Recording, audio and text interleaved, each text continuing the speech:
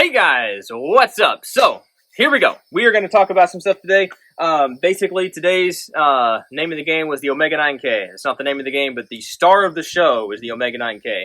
We finally got this guy out of jail, finally got it out to the range where we could actually use it and shoot it a bunch and experiment with different things, and so let's talk about it. Okay, so like I said earlier, this is the Omega 9K. I'll probably say that 6,000 times in this video. That's what this guy is. It's a short, little 9mm can designed for pistol caliber carbines and pistols. And you can shoot some, or actually you can shoot all, as far as I know, 300 blackout. And according to SilencerCo, you can also shoot 7.62 by 39. Little known fact. They sent me an email on that after I asked them explicitly, can I shoot that? And they're like, yeah, should be fine. Okay. So I'll have to try that out later. I did not do that. I didn't shoot it through an AK today. And I didn't shoot 300 blackout today. I have shot it before, but that was this little guy. That's what we did. That's what we mainly came out here to do. So with that, we shot it on this little, this is a SBR that we rebuilt a while back ago. Pretty good little guy. Probably one of the coolest fits. Like there is like little to no gap right there. There's just enough gap that when you push the suppressor down to unlock it from the 3-lug, it doesn't touch. Like it's paper widths from touching, but it doesn't touch. It's beautiful. It's like the most perfect mount. But anyway, it's really, really cool. When it's mounted on there, it's just the right size. It's a very lightweight can. We're not all about specs and everything, but it's a very lightweight can. It keeps this whole thing very short, very small, which is the whole point of having this little brace and all this kind of stuff, is to keep this guy very small and lightweight. And it still maintains pretty much all of that. I mean, any suppressors we've had on here before really added a lot of weight. This thing weighs hardly anything. So that's really cool. That was fun to shoot. It does have a lot of blowback because it's direct blowback. If I was to use a regular buffer tube, and I meant to bring that, a regular buffer tube with like an H2 or an H3 or an AR9 buffer, it probably would be a little bit better.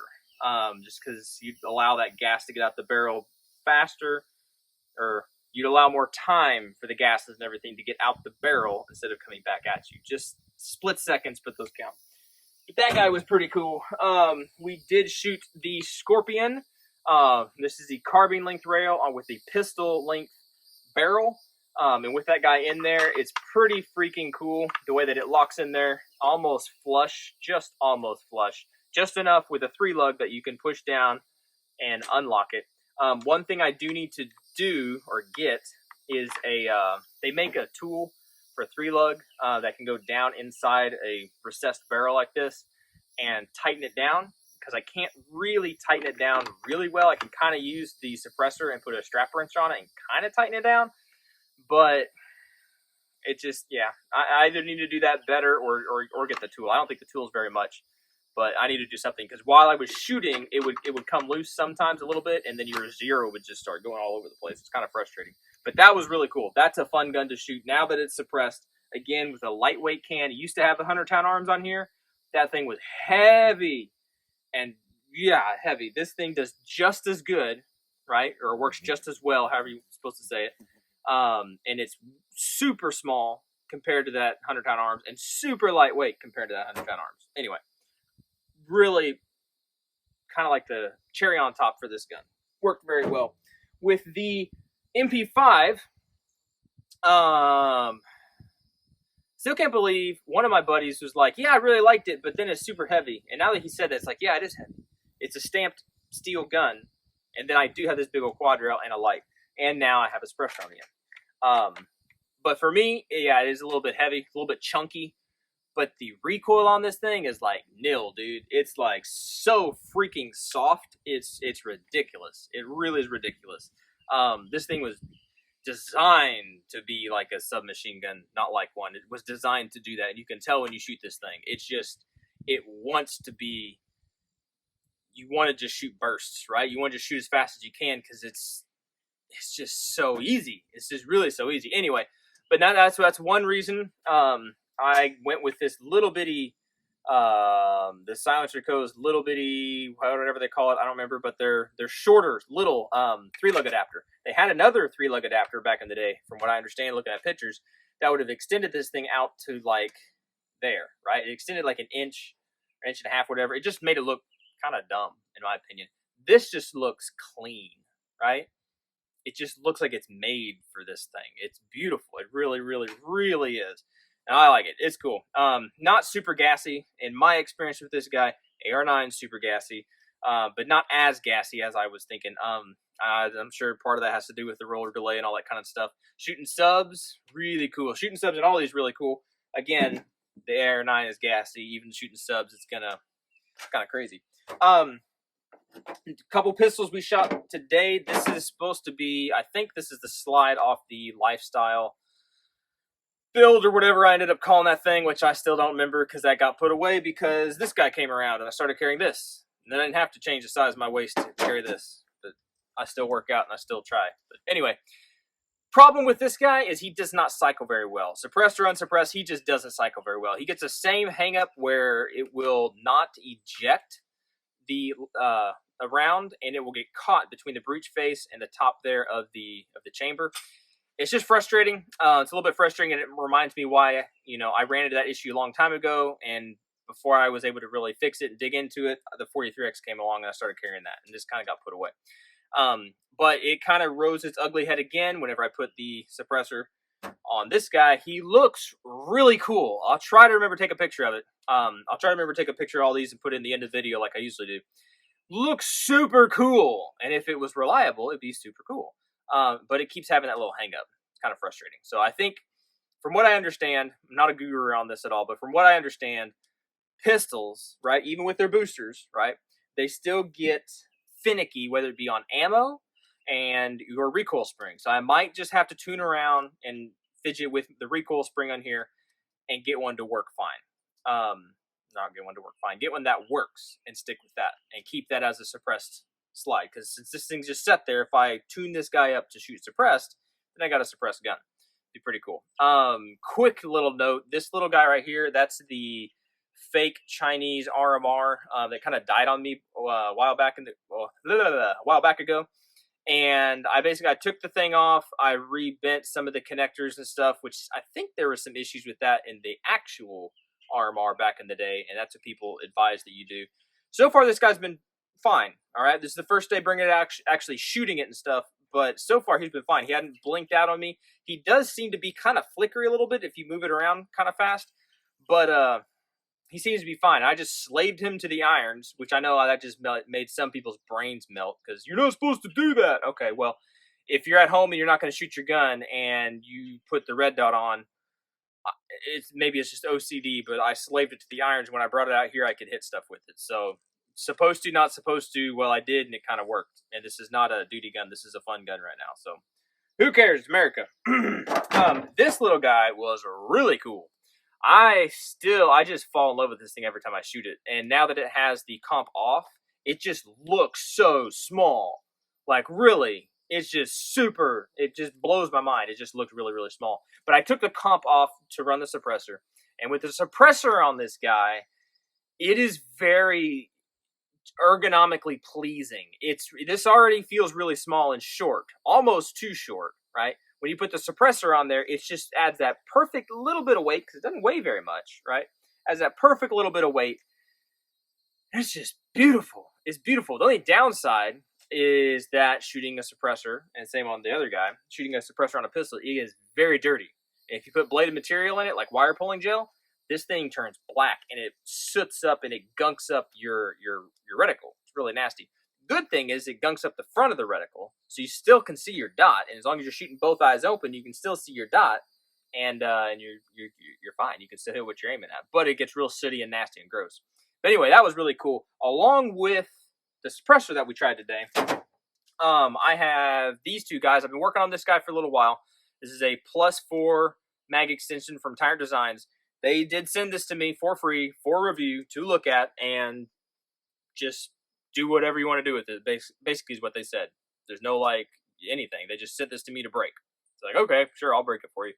No problem. And I did make a video on that. I don't know if it's out yet. Probably not, because this will probably go up before that one goes out. But I'm just going to continue running this, continue using it. I'll save one thing for just a second, okay? So save that round for just a second.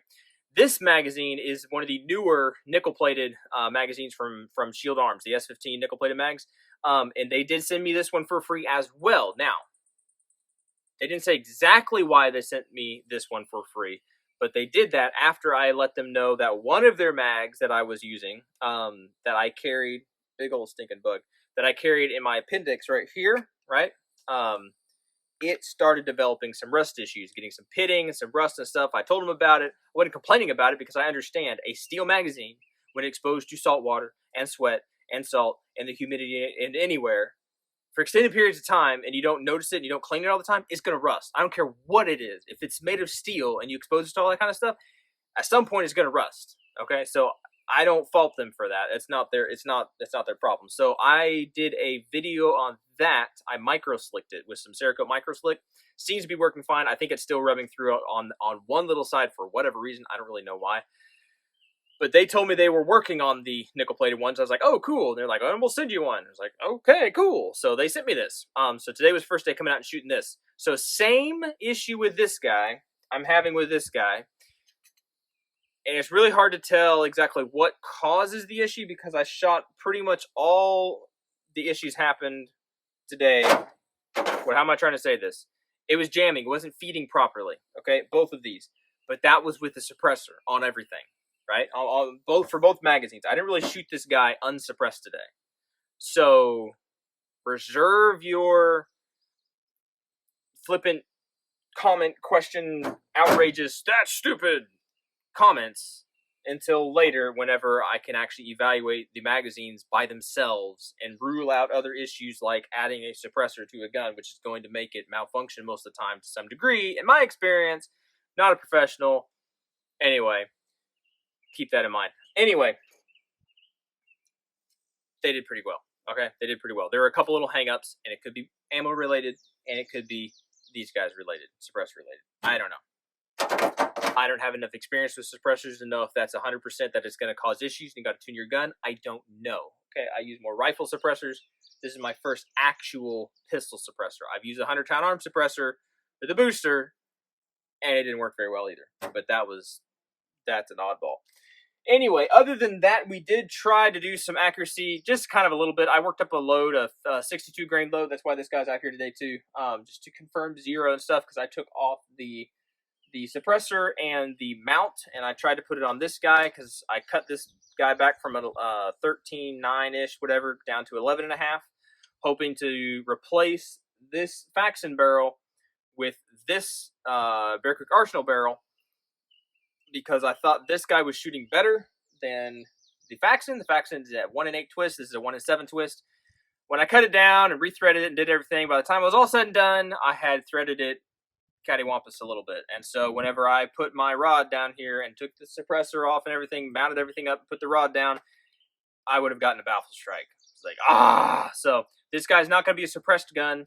He's going to have, for right now at least, the 3-prong flash hider and the blast forwarder, or blast shield from Breek Arms, and that's another Breek Arms rail that I was able to use, and those worked fine. I just really wish I could suppress it. I prefer to suppress things. That's why I buy the suppressor, because I want to suppress things.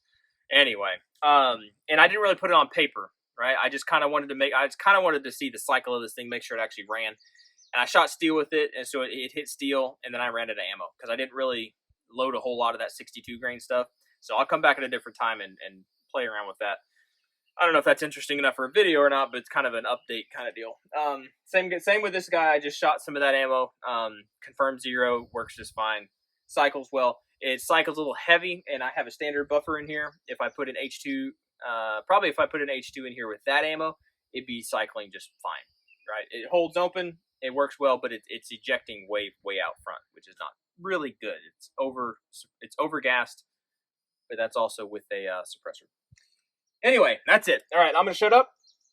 I think that's pretty much it. If you have any questions about anything that I covered and went over today, let me know. And, yeah, that is pretty much it. All right, guys. Yeah, y'all be good to be safe, and we will catch you all in the next video. And one more thing real quick. If you are in the NFA world, right, and you go get a suppressor, probably doesn't even matter which suppressor it is. If you get a suppressor, unless it's 100% a direct thread for like one gun, right? Like if I have an AM5 for my Mark 12. That's a one suppressor for one gun kind of thing, right? It works very well on that gun, and to make it work on another gun, you got to buy some weird adapter things, and I have absolutely no plans of doing that. That's a system built and designed around itself. Okay, so that's a complete package over there. This guy and even this Yankee Hill Turbo or Turbo K, whenever I buy these things, right, I know that I'm going to want to swap it around and put it on different guns. So in order to swap around and put it on different guns, you're going to have to do a couple things. And one of the main things, you're going to have adapters, right? I know this is a pistol and a pistol caliber carbine suppressor. So I went ahead way back in the day, right, whenever I bought the can, I waited a little bit, saved up a little bit of money, and then I got the three lug mount, right? Brain fart. Got the 3-lug mount because it was in stock, and you can wait for some sales and do some things like that. As well, at the same time, at the same time, I got the piston, right? Now, the suppressor comes with the spring and the piston housing, whatever this thing is called. It doesn't come with the piston, but this black piece on top that screws in to mount the adapter, whatever, piston, I don't know what it's called. But it doesn't come with a piston, okay? So if I had just waited and been patient and everything and forgotten about it, and then went and picked up the can when it finally came in, I couldn't really shoot it on anything except for anything that was direct thread 5/8 by 24. So nothing in 308 because it's not rated for that. But pretty much I could shoot it on a 300 blackout, and that was it, right? If I hadn't tried to think ahead and get the piston that would go on my pistols and a 3-lug that would go on my PCCs. Same thing with this suppressor. I already had the chemo adapter, which took forever to find in stock, and I'm glad I started looking when I did because they are hard to come by. And a what's the thing called? The flash hider, right? The flash hider from Forward Controlled Design or something like that. I can't remember. But I knew I wanted to use those mounts. I knew I wanted to use that flash hider. So knowing you're going to do some of those things beforehand when you buy an NFA item, when you buy the item, you're going to have to wait for about a year. So think about which guns you're going to use this stuff on and get the adapters already. That's all I'm trying to say. All right, beat that dead horse to death.